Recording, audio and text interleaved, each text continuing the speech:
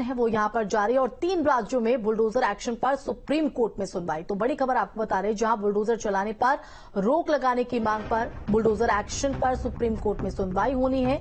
Bulldozer action पर रोक लगाने की मांग जमीयत उलेमाए हिंद ने दाखिल की याचिका। तो लगातार संविधान को खतरे का हवाला देते हुए ये याचिका जमीयत उलेमाए हिंद की तरफ से लगाई गई है, जिसको लेकर अब सुनवाई सुप्रीम कोर्ट में। तो क्या कुछ दलीलें यहां पर पेश की जाती है सुनवाई के दौरान, देखना होगा। तो बुलडोजर चलाने पर रोक लगाने की मांग याचिका में लगाई गई है। तो बुलडोजर एक्शन पर सुप्रीम कोर्ट में आज सुनवाई के लिहाज से अहम दिन है। तो 3 राज्यों में जिस तरह से बुलडोजर एक्शन देखने को मिल रहा है, अवैध अतिक्रमण पर बुलडोजर चलते नजर आ रहा है। तो वहीं आपको बता दें कि इस पूरे संदर्भ में जमीयत उलेमाए हिंद ने याचिका दाखिल की है, जिस पर आज ये सुनवाई होगी।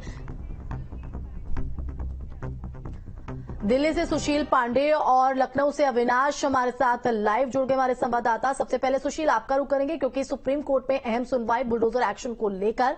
कितने बजे ये सुनवाई है, क्या कुछ सुनवाई के दौरान रहने वाला है और दोनों पक्षों की क्या तैयारी?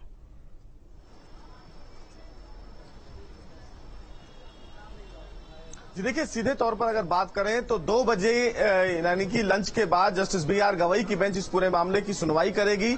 जमीयत उलेमाए हिंद की तरफ से सुप्रीम कोर्ट में याचिका दाखिल करके जो बुलडोजर को लेकर कार्रवाई की जाती है राज्य सरकारों के द्वारा, चाहे वो उत्तर प्रदेश सरकार हो, मध्य प्रदेश सरकार हो या फिर राजस्थान सरकार हो, इन तमाम राज्य सरकारों के द्वारा की गई कार्रवाई पर एक बड़ा सवाल खड़ा किया गया है। सुप्रीम कोर्ट में जमीयत उलेमाए हिंद की तरफ से जो याचिका दाखिल की गई है, उसमें सीधे तौर पर यह कहा गया है कि राज्य सरकारें संविधान का उल्लंघन करती है और जिस तरह से इस पूरे मामले में एक ही विशेष समुदाय को टारगेट किया जा रहा है जो संविधान के मूल अधिकारों के खिलाफ है। सुप्रीम कोर्ट में जमीयत उलेमाए हिंद की तरफ से यह भी कहा गया है कि राइट टू लिबर्टी और राइट टू शेल्टर का यह अधिकार संविधान देता है, लेकिन सरकार की तरफ से जो दलीलें दी जा रही हैं उनमें कहा गया है कि सरकारें अवैध अतिक्रमण को लेकर ही कार्रवाई कर रही हैं, चाहे वो मध्य प्रदेश सरकार हो, उत्तर प्रदेश सरकार हो या फिर राजस्थान सरकार हो। सुप्रीम कोर्ट में भी सरकारों के द्वारा यही पक्ष रखा जाएगा कि केवल उन्हीं लोगों को टारगेट नहीं किया जा रहा है जो फिर जमीयत की अर्जी में है, बल्कि हर समुदाय के लोगों को टारगेट किया जा रहा है। लेकिन जमीयत की तरफ से कहा जा रहा है कि जब तय नियम के मुताबिक अगर कोई भी अवैध अतिक्रमण होता है तो सबसे पहले वहां की जो अथॉरिटी होती है वो उन्हें नोटिस देती है, लेकिन राज्य सरकार बिना कोई नोटिस दिए सबसे पहले बुलडोजर की कार्रवाई करती है।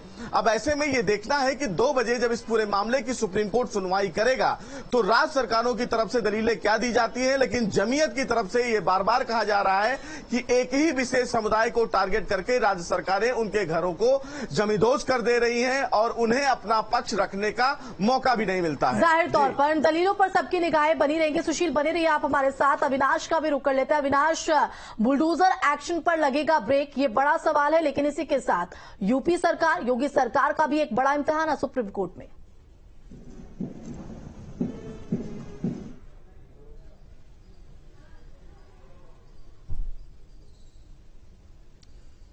देखिए, बुलडोजर का जहां तक सवाल है तो बुलडोजर एक्शन की शुरुआत उत्तर प्रदेश से ही हुई थी और तमाम राज्यों ने, खासतौर पर जो बीजेपी शासित राज्य हैं, उन्होंने इस मॉडल को फॉलो किया, चाहे हम राजस्थान की बात करें या फिर मध्य प्रदेश की बात करें।